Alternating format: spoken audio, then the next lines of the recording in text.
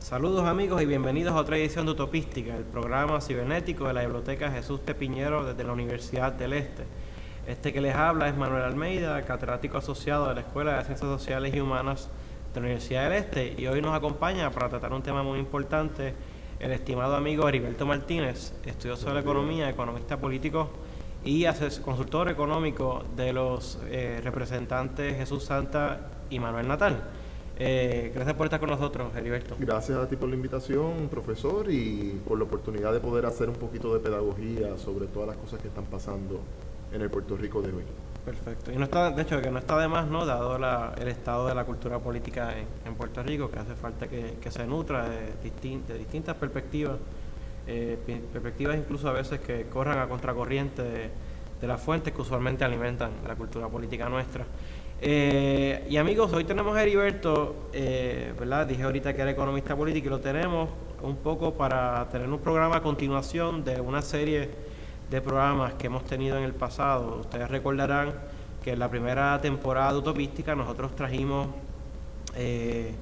por ejemplo, a los economistas Jaime Benson, al economista Jaime Benson, trajimos a Rafael Bernabe, trajimos a la socióloga economista Miriam Muñiz, trajimos a Emilio Pantojas y en tiempos más recientes trajimos a Geo Quiñones, todos, ¿no?, peritos o especialistas en materia de índole de economía política, economía, sociología, para tratar pues un tema que pues desafortunadamente tenemos que verlo a diario, que es el asunto de la economía en Puerto Rico, particularmente de la crisis económica en Puerto Rico. Recordamos, ¿no?, que la crisis económica en Puerto Rico predata por espacio de 2, casi 3 años a la crisis económica global, que uno pues, más o menos data del 2008. En Puerto Rico estamos hablando de que la crisis le precede desde el 2006. Y un poco, pues, es importante tratar este tema no no a modo de aguafiestas, no tampoco a modo de repetir lo mismo, sino porque es que el ámbito de la economía es un ámbito pues, muy fluido, muy dinámico, muy cambiante, y pues no está de más que de tanto en tanto toquemos el tema para ver pues cómo van los asuntos y todo lo demás. Y a esos efectos, Heriberto, un poco te hago la pregunta pues casi obligada, ¿no? Danos cuál es tu impresión como economista político del estado de la economía actual en Puerto Rico, y si quieres aprovecha una vez y háblanos de pues, posibles causas para ese estado de situación de la economía del país. La pregunta es un poquito complicada. Vamos a tratar de matizarla a través de qué está ocurriendo con las finanzas públicas, qué está ocurriendo con la economía del sector público y cuál es el impacto entonces que tiene a nivel social, a nivel de la población en general en Puerto Rico. Como bien dijiste ahorita, Puerto Rico se acerca ya a la década de una recesión. Ya existen economistas, colegas que le están llamando una depresión. ¿Por qué? Porque como bien dijiste ahorita, desde el año 2009 hasta el 2015 la economía de Puerto Rico tuvo una caída fuerte en sus indicadores macroeconómicos tradicionales, ¿no?, particularmente el Producto Nacional Bruto. Y en la actualidad no está en caída libre, pero se está arrastrando. O sea, la economía de Puerto Rico cayó, no da visos de recuperación, por lo tanto, eso nos está trayendo problemas en los recaudos del Estado, nos está trayendo problemas en la inversión, nos está trayendo problemas en el gasto de los consumidores y, lo que es más importante, nos está trayendo un problema social de separación de las familias, migración masiva hacia los Estados Unidos. Tenemos también la situación de depresión, enfermedades de salud mental, problemas de la drogadicción, problemas de las personas para conseguir su primer empleo, Entonces todo esto nos está generando un malestar y un estado de ansiedad que me parece que es muy palpable, ¿no? En el diario vivir que tenemos todos, ya sea en nuestros trabajos, en nuestras casas, en nuestros hogares. Y la preocupación mía principal es que ya la mayoría de los puertorriqueños, o por lo menos un sector muy importante que se dedica al trabajo, ¿no? a hacer su vida, a mantener su familia, etcétera, ya está viendo con buenos ojos la idea de hacer una maleta y salir de Puerto Rico. Por lo tanto, tuvimos una crisis que inició en el año 2006, como bien dijiste. Yo identifico 4 factores fundamentales. El primero fue fin del periodo de gracia de los 936, ¿no? Ese sector farmacéutico incorporaba valor agregado a la economía y la cantidad de dinero que generaba tenía que circular 2 años en el sistema bancario de Puerto Rico para después poder ser repatriado a los Estados Unidos. Eso capitalizaba una banca local e internacional que tenía presencia en Puerto Rico y nos generaba montones de empleo en el sector financiero. Ese modo de desarrollo se culmina, muere en ese momento. Ese año también fue el cierre de gobierno, donde quedó evidenciado que cuando hay 2 ramas, ejecutivo y legislativo, que son dominados por partidos distintos, los vasos comunicantes entre ellos se cierran y van a generar cualquier tipo de presión o malestar con tal de sacar quizás un mayor capital político para el próximo proceso electoral. El tercer evento fue el colapso de la burbuja de la construcción durante los años 90 y quizás, esto no creo que esté documentado, pero quizás a raíz del excedente de dinero que dejaban las empresas 936 en nuestro sistema bancario, generaba grandes reservas de dinero. Entonces la construcción, los suburbios, los elefantes blancos pasan a ser lo que David Harvey llamaba los chalets para generar valor adicional en ese dinero, especular un poco con esa burbuja inmobiliaria, con el problema de que Puerto Rico es una isla, la población no crece tan rápido, los niveles de ingresos no crecían tan rápido y llegó el momento en que la oferta de cemento era mayor a su demanda, por lo tanto no era necesario construir más nada. Por lo tanto, 936, manufactura, burbuja de la construcción colapsa. Eso lo que significó fue que 2 sectores de mucho eslabonamiento y de valor agregado fueron eliminados en la economía de Puerto Rico. Y el último factor, que lo mencionábamos hace muy poco, la firma de los tratados comerciales de los Estados Unidos con nuestros competidores directos. En Puerto Rico siempre tenemos la percepción, o nos crearon la percepción, de que competíamos con Singapur, Hong Kong y países del sudeste asiático, cuando geográficamente estamos compitiendo con República Dominicana, Panamá, Jamaica, Centroamérica, incluso México, con mano de obra barata. Pues la firma de los acuerdos internacionales de los Estados Unidos con los países de la región ha promovido quizás que la parte manufacturera productiva se mueva a estos países. Por lo tanto, Puerto Rico pasa por un proceso de desindustrialización. Y la desindustrialización, la mano de obra en la manufactura con valor agregado, la sustituimos por la economía de servicios, ¿no? Call centers, comercio, real estate, que no necesariamente generan tanto valor agregado. Por lo tanto, la economía de Puerto Rico, que quizás cuando teníamos 936, burbuja inmobiliaria y acceso al crédito internacional, nos crecía de 2.7 a 3.4%. En la actualidad no tenemos ninguna de esas burbujas, no tenemos ninguno de esos indicadores, por lo tanto no veo en el corto plazo, variables que podamos hablar de que la economía de Puerto Rico va a crecer. Impacto de eso y social, para continuar con la pregunta y no extenderme más, pues tenemos entonces la situación de que el empleo en Puerto Rico empieza a destruirse, tanto en el sector público como en el privado. Los últimos indicadores del empleo privado están hablando de un aumento en estos últimos 3 años, pero no es suficiente.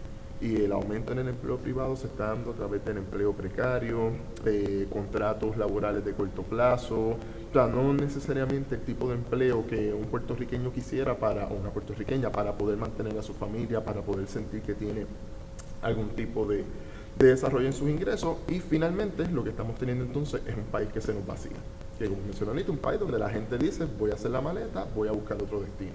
Sí, claro, y los datos así lo demuestran.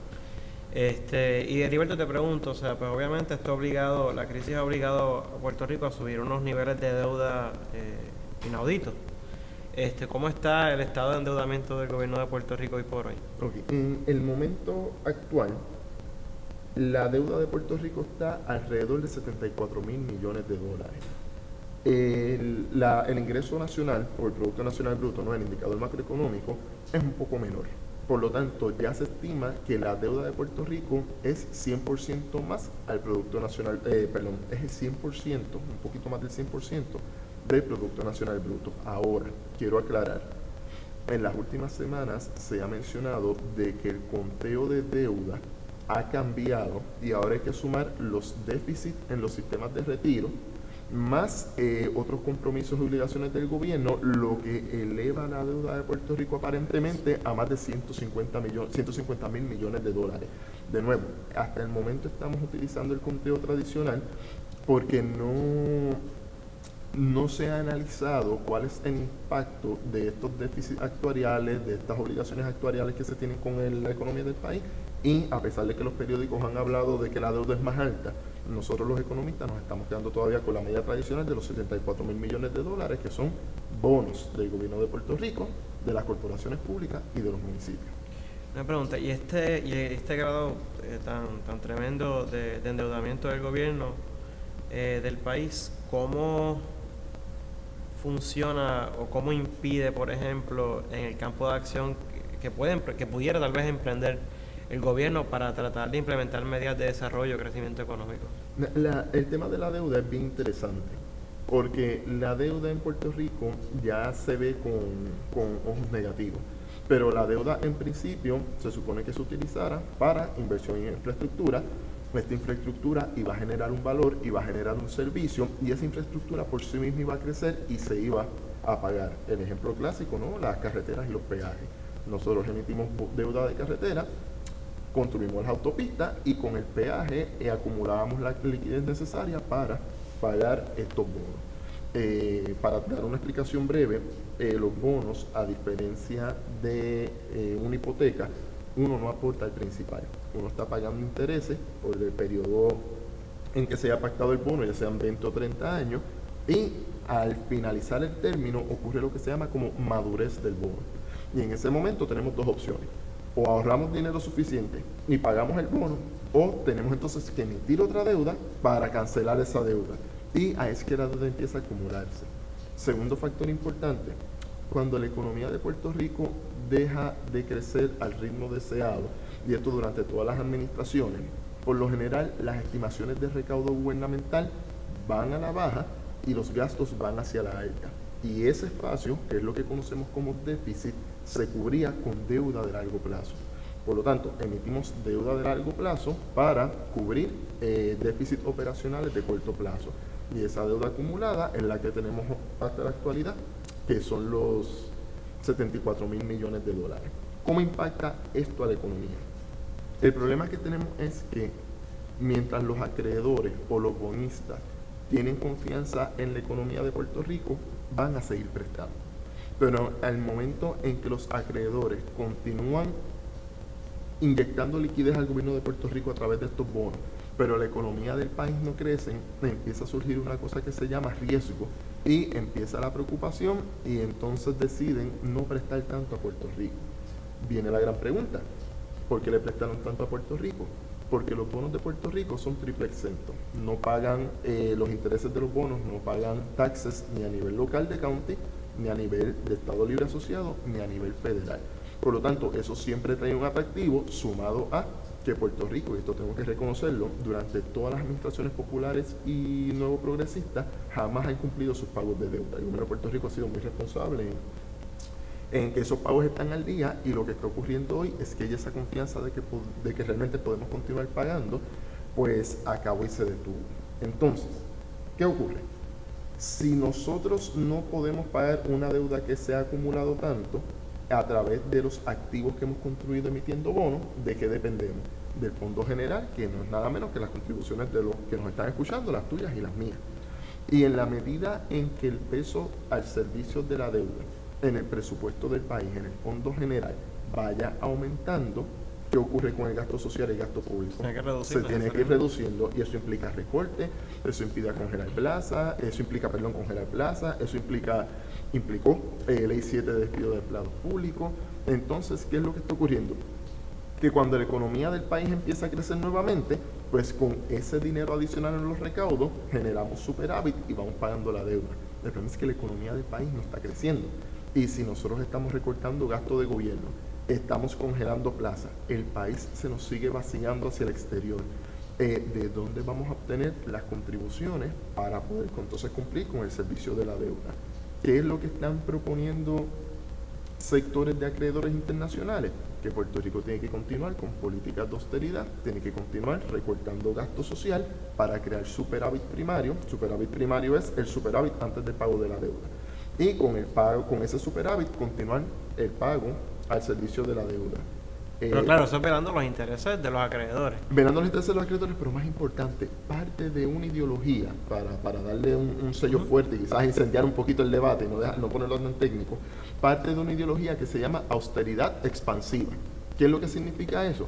Que el sector privado tiene dinero en reserva, pero no invierte porque el gobierno ocupa ese campo. Por lo tanto, la teoría lo que dice es que tenemos que seguir recortando gasto social y gasto de gobierno para que entonces ese sector privado invierta en ese lugar y de entonces disminuir el tamaño del gobierno a la vez que aumentamos el tamaño del sector privado.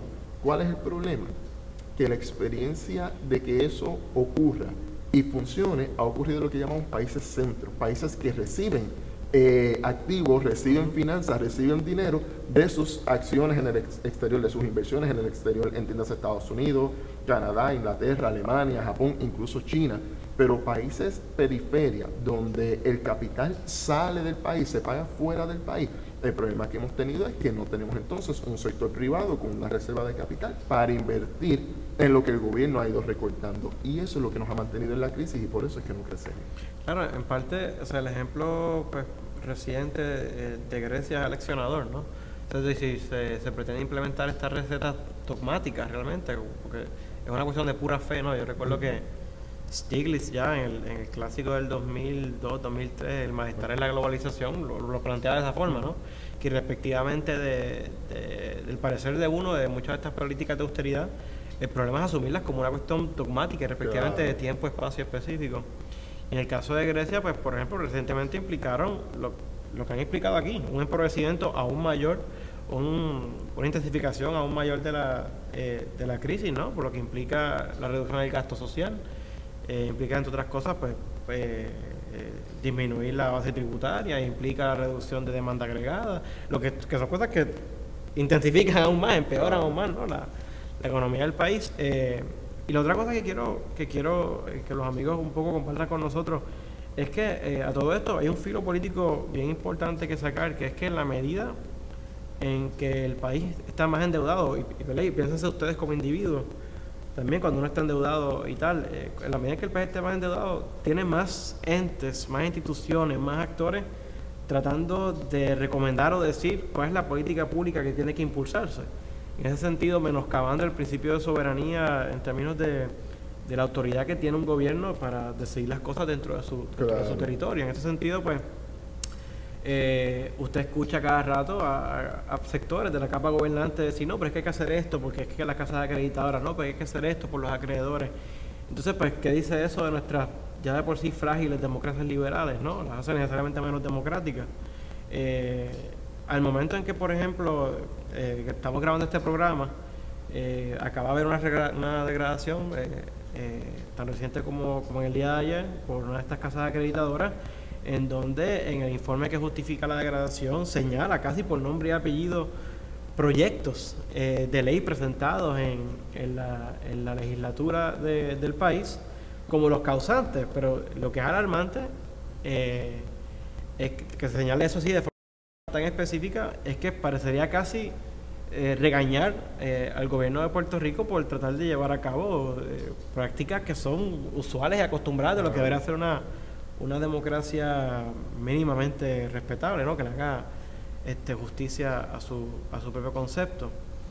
Y Heriberto, y un poco dentro de ese gran grupo de acreedores, quiero sí que alumbres un poco, arrojes un poco de luz al respecto de los llamados hedge funds, o fondos de cobertura, o fondos buitres. Número uno, ¿a qué nos referimos, para efectos de la gente que nos está sintonizando, a qué nos referimos cuando hablamos de los fondos de cobertura o fondos buitres Y número dos, ¿qué rol específico o concreto está jugando al respecto de la deuda del gobierno de Puerto Rico? Los fondos de cobertura, o hedge funds en inglés, tienden a ser un excedente o un ahorro de las grandes fortunas que está en estado líquido, ¿no? Que está en dinero, en billetes guardados en una caja, para ponerlo en palabras sencillas, con el propósito específico de comprar instrumentos financieros de alto riesgo. Recordemos que a medida que más alto sea el riesgo, más alto es el interés que se paga. Y lo utilizan para especular con economías o empresas que necesitan esa liquidez, pero que su economía esté en una condición precaria. El debate sobre estos fondos de cobertura comenzó por su acción en dos países fundamentales, Argentina y Grecia. Para efectos de hoy me quiero concentrar en Grecia, porque Grecia es un caso muy particular y en muchas cosas muy parecido a Puerto Rico. Grecia tiene unas Olimpiadas en el 2004. Tuvo que emitir deuda como loco para poder montar la infraestructura, para poder incentivar el sector privado que iba a participar, etcétera. Y Grecia es parte de la zona euro y de la comunidad, lo que es la Unión Europea y fue la Comunidad Económica Europea. Por lo tanto, Grecia pierde mucho de su accionar político dentro de su territorio. ¿Por qué? Porque ya no puede devaluar la moneda, no puede decidir me voy de la moneda unilateralmente con todos los riesgos que eso pueda tener. ¿Y qué ocurrió? Cuando la economía de Grecia deja de crecer por dos cosas. Número uno, producto por la crisis financiera del 2008. Y número dos, y esto es bien importante, corrupción política. En Grecia hicieron unas pruebas y unas auditorías y resultó que tanto a nivel privado como público las deudas eran mayores que los depósitos y no al revés. Por lo tanto, tenías toda una banca descapitalizada, se debía todo y todavía la deuda seguía siendo mayor. ¿Qué ocurrió? Eso inmediatamente cerró el mercado tradicional de deuda, que son los grandes bancos internacionales y grandes fondos de inversión, a diferencia de los fondos de cobertura, que compran deuda a nivel de inversión, no especulativo. Lo que llamaríamos especulativo es lo mismo que decir chatarra, como lo conocemos comúnmente en Puerto Rico. ¿Qué ocurre? Grecia necesitaba entonces liquidez para mantener un nivel de gasto y ahí aparecieron los fondos de cobertura. Los fondos de cobertura empezaron a comprar la deuda de Grecia, pero solicitando una lista de cosas. La primera era tasas de interés usurero. Grecia por lo general pedía prestado al 1%, al 2%, ahora se le estaba prestando al 8% y al 9%. Por lo tanto, ese 7% de diferencia, estamos hablando de miles de millones de dólares. Pedían renuncia a la soberanía. ¿Qué es lo que significa eso? Que Grecia renuncia a que si los fondos buitres quieren reclamar, tienen que reclamar en Grecia, ¿no? Pueden reclamar en cualquier otro tribunal que ellos entienden que defiende mejor sus intereses. Y tercero, tenían mucha incidencia en la cosa política, en la decisión política, ¿no? Empezaron a exigir recortes de gasto social, recortes en la salud, recortes en la universidad, recortes en la educación. El pueblo griego se movilizó y esto trajo preocupaciones. ¿Por qué? Por lo que mencionábamos ahorita. Grecia es parte del euro y al ser parte del euro, inestabilidad en los bancos de Grecia podían estar conectados con bancos en Alemania, en Francia, en Holanda. Por lo tanto, se creó este concepto de la troika con el Banco Central Europeo a la cabeza y comenzaron a comprarle la deuda a los fondos de cobertura, la deuda griega a los fondos de cobertura para renegociar con Grecia un rescate a intereses mucho más bajos que los fondos de cobertura, pero curiosamente, profesor, exigiendo también políticas de austeridad y de recorte. O sea, no quisieron aliviar, y eso es lo que está en debate ahora mismo, cómo se está aliviando ese proceso. Entonces, ¿qué ocurre? Ya los fondos buitres o fondos de cobertura dejan Grecia y se mueven a otra economía que también tenga problemas, y qué mejor que la de Puerto Rico, que no es solamente una economía que no crece, sino una economía con múltiples corporaciones públicas que necesitan inyecciones de liquidez, que no pueden ir al mercado tradicional de deuda y que el gobierno no se las puede suplir. Por lo tanto, aparecieron los fondos buitres, empezaron a comprar nuestra deuda y en la actualidad los fondos buitres tienen el 24% de la deuda de Puerto Rico. Y esta información es de acuerdo no al informe de ayer, sino al anterior, de la empresa Fitch. Para que tengamos una idea de cómo es que se está trabajando este proceso y qué es lo que se está exigiendo. Y dame un segundito para concluir. Me parece que la diferencia fundamental entre Grecia y Puerto Rico no te puedo explicar las razones de por qué.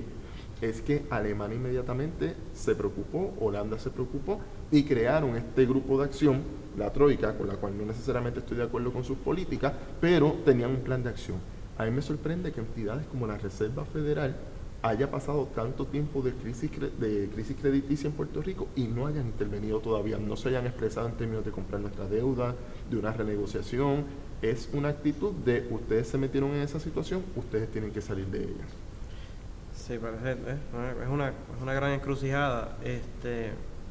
Una cosa que conversábamos ayer o estos días recientemente era el asunto de que, a diferencia de crisis económicas previas que había tenido Puerto Rico, en crisis económicas anteriores, serias, por lo menos había proyectos o planes para tratar de impulsar el desarrollo económico. Ese no parece ser el caso en el momento.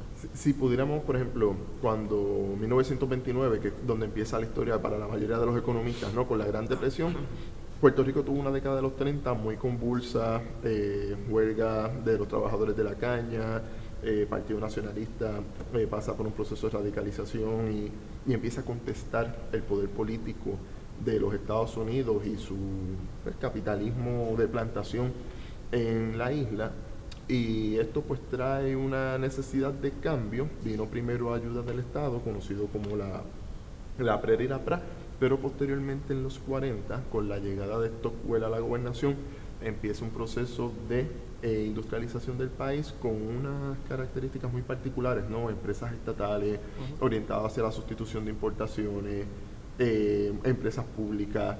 ¿Y qué ocurrió? Esa crisis que vivimos en los 30, ya en los 40, quizás con la Segunda Guerra Mundial, la recuperación económica de los Estados Unidos, pues la economía de Puerto Rico empieza a sacar a mucha gente de la pobreza y pasamos de una economía primaria a una de la manufactura. De ahí vamos a tener una edad dorada que va a concluir en el 73-74 con la crisis del petróleo. Ahí va a colapsar nuestro modelo de industria pesada con las petroquímicas y vamos ya a haber emitido mucha deuda, lo cual no era problemático en tanto y en cuanto la economía de Puerto Rico seguía creciendo. Pero tan pronto ese crecimiento se detuvo, la economía de Puerto Rico entró en recesión. Esa fue la primera administración Hernández Colón. Hubo que despedir empleados públicos, hubo huelga, hubo aumento de la deuda, hubo problemas con cuál iba a ser el nuevo modelo, pero ya en el 78, 76-78, cambia el rol de los Estados Unidos con respecto a qué necesitaba de Puerto Rico. De ahí entonces viene la aprobación de la sección 936 y el programa de acción nutricional. El paso de fondos federales. Exacto, los fondos federales. Pues el proyecto 936 recapitalizó la economía de Puerto Rico en general, recapitalizó la banca, generó empleos de alta tecnología, empezó a reclutar egresados del sistema público y privado de enseñanza de Puerto Rico y le dio oxígeno a la economía de Puerto Rico hasta 1996. En 1996 se elimina la sección 936 con 10 años de gracia, ya ahí la banca internacional empieza a poner los ojos fuera de Puerto Rico. Y lo otro que ocurre importante es que al ver que podía haber un proceso de desaceleración económica, en aquel momento la administración Rosselló apuesta por la inversión en infraestructura. Ya es que viene el tren urbano, Coliseo de Puerto Rico en Atorrey, centro de convenciones, empiezan a hacerse una serie de proyectos sumados a la inversión privada también en este sector de la infraestructura. Pero el problema es que todo este proceso se hizo a través de deuda. Y eso creó una burbuja de la construcción, la cual mucho de nuestro empleo se concentró en esa área. ¿Y qué ocurrió? Cuando eso colapsó, más el fin de las 936, llegamos a esta crisis que tenemos en el 2015, y el problema es que no vemos mucho interés de los Estados Unidos en generar algún tipo de política de creación de empleo o de desarrollo económico, y a nivel de Puerto Rico todavía estamos luchando por mantener quizás la disciplina fiscal y el blindaje fiscal del que habla el profesor Juan Lara, para que entonces el gobierno de Puerto Rico sea el motor para ese crecimiento. Y como mencionamos ahorita, tenemos el peso de la deuda, que es lo que evita entonces que el gobierno pueda decidir, ok, vamos a proteger este sector, vamos a incentivar este sector y vamos a desarrollar la economía de Puerto Rico. Y por si acaso, amigos, no es que estemos aquí en la onda de, ¿verdad?, ni mucho menos de romantizar épocas del pasado, como para la 936, ¿no? Nosotros ahorita recordábamos que aún en su mejor momento, la 936 creo que proveía para algo así como el 10% nada más de la gente que estaba empleada, por no hablar, por eso de hablar en marxista, que eran usualmente pues empresas de alta composición orgánica de capital, que implica pues, mucha tecnología y mucha menos demanda de mano de obra. Aunque sí produjo muchos empleos bien remunerados y tal, pero sí se trae a colación para efectos del contraste, ¿no? De la crisis, pero sin una especie de propuesta impulsada con algo de ahínco y algo de fuerza. Lo que me lleva un poco a la pregunta obligada, la pregunta de los 64.000 chavitos, Heriberto, es que sí, te lo voy a hacer las dos preguntas de cantazo y después tú las contestas como entiendas. Primero, ¿cuáles serían tus recomendaciones más sensatas o más razonables, primeramente para atajar el asunto de la deuda? Claro, sabemos que por ahí ya un poco todo apunta a que lo que antes solamente algunos grupos en particular, como el PPT, el Partido del Pueblo Trabajador y otros, que era el asunto de sacar la bandera a modo de amenaza de la moratoria, pero para reestructurar, negociar y reestructurar la deuda, pues ya es un asunto, es un discurso que ya, pues, algunos incluso dentro del Partido Popular Democrático lo están tomando mucho más en serio y tal. Pues, ¿cuáles serían tus recomendaciones más razonables para tratar de atajar el asunto de la deuda? Uno, y dos, para tratar de emprender el inicio de acciones para crecimiento y desarrollo económico. Sí. Dos cosas. Número uno, pensemos brevemente en Detroit, que pasó por todo este proceso y se le dejó quebrar, o sea, se fueron a la quiebra. Puerto Rico no tiene esa opción de poder reestructurar su deuda de manera ordenada bajo el ordenamiento local ni bajo el código de quiebras de los Estados Unidos. Por lo tanto, ¿qué nos quedaría? Yo propongo dos opciones. Número uno, la autorización unilateral al Poder Ejecutivo, independientemente de quién esté ocupando la posición de la gobernación. Ese es más o menos el espíritu del proyecto de la Cámara 2003, en la cual se le autoriza a renegociar la deuda unilateralmente. ¿De qué modo? Yo lo que propondría, y esto se ha propuesto en varios lugares y ha dado resultados, es posponer de la madurez de los bonos 10 años. Pagar únicamente los intereses para liberar liquidez, liberar dinero del presupuesto que nos permita atender cuestiones de emergencia social, que estamos viendo que la desigualdad en Puerto Rico está aumentando y que tenemos que atender porque son ciudadanos puertorriqueños, son seres humanos y hay un interés apremiante y un deber fiduciario del gobierno de atenderlo. Y segundo, nos permitiría privilegiar, que con esto te voy a contestar la segunda pregunta, áreas que entendamos que debamos potenciar. Antes de ir a la segunda pregunta, primer punto, posponer la madurez de los bonos, pagar única y exclusivamente los intereses. Segundo, hay que hacer una revisión de los decretos y los incentivos contributivos. Este año se publicó la investigación del profesor Ramón Cao, hecho en la Universidad de Puerto Rico, con estudiantes de la Universidad de Puerto Rico, para analizar cuál es el output, ¿no? Cuál es el resultado de todo el dinero que estamos invirtiendo en potenciar unos sectores. Y para eso podría ser dos programas completos, sí, claro. Pero para resumirlo, la gran mayoría del dinero que estamos utilizando para incentivar a través de estos decretos, infraestructura y mano de obra, lo que necesiten ciertas empresas, no nos está generando empleos, no nos está generando dinero a través de contribuciones, y la mayor parte de ese dinero sale del país como rendimiento de capital. Por lo tanto, ¿qué es lo que está ocurriendo? Que estamos viendo que estamos poniendo dinero en un pote, pero ese pote tiene rotos, ¿no? Y esa agua va saliendo y cuando venimos a ver lo que nos estamos tomando es mucho menos de lo que estamos echando en el vaso. ¿Qué yo haría una vez hayamos cumplido con esas dos cosas fundamentales de gobierno? Empezar a analizar lo que son los brotes verdes de la economía de Puerto Rico. Hace poco pude hacer investigación para un vendedor de café artesanal de Adjunta y descubrí varias cosas. Número uno, es lo que se conoce como mercado nicho, y en esos mercados nicho ellos están vendiendo el producto, en este caso café, a $15 la libra, cuando nosotros vemos que la libra de café tradicional a precio de mercado se vende a $5 o $6. Yo le preguntaba, ¿usted vende toda su producción? Me dice, vendo toda la producción y la gente me pide más. ¿Por qué? Porque encontramos un mercado donde la gente está dispuesta a pagar un poco más si la calidad es buena. ¿Y qué ocurre en estos sectores? Que lo que se le estaba pagando a los empleados era por encima del salario mínimo. Y la pregunta es, o sea, que estamos desarrollando empresas, lechuga hidropónica, café orgánico, software de internet, aplicaciones digitales, donde las reglas tradicionales de precio barato y bajar los costos de producción no están aplicando. Por lo tanto, cuando yo le pregunto a estas personas, ¿qué usted está recibiendo de apoyo gubernamental para realizar su producción? Me decían, bueno, ninguno, me ponen contribuciones, me obligan a tener unas licencias, me obligan a buscar un montón de papeles que yo no sé dónde están. Y yo le decía, pero nadie lo está ayudando con respecto a eso. Y me decía que no. Pues esta persona le informamos, ¿no?, que ya en la compañía de comercio y exportación, desde hace varias administraciones, tanto populares como nuevo progresistas, tenían programas para atender a esta población. El problema es que estaban esperando a que la gente llegara.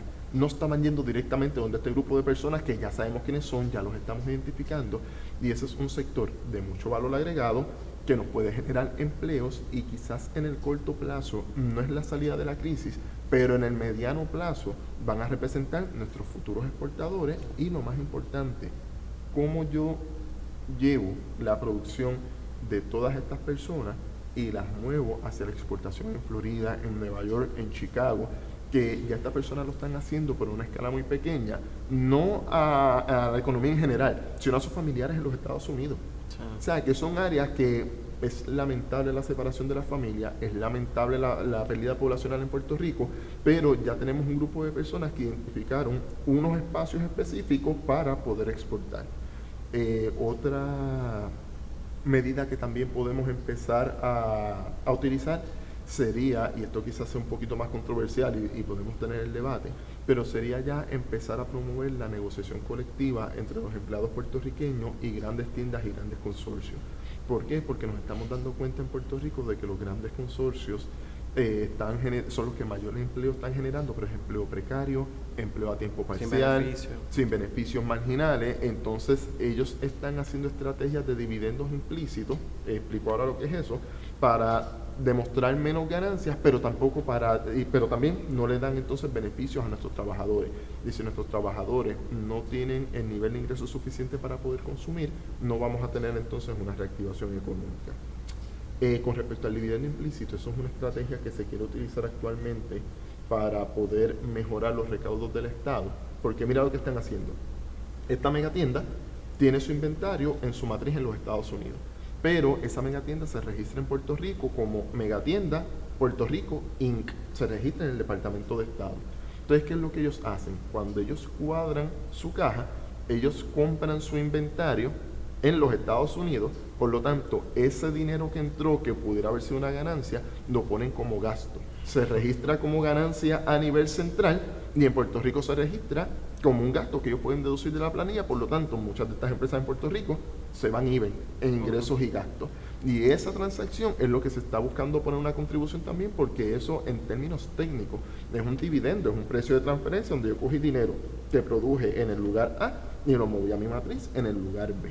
Y ese tipo de transacciones, ese tipo de transparencia ya se tiene que empezar a exigir, y justicia salarial a nuestros trabajadores.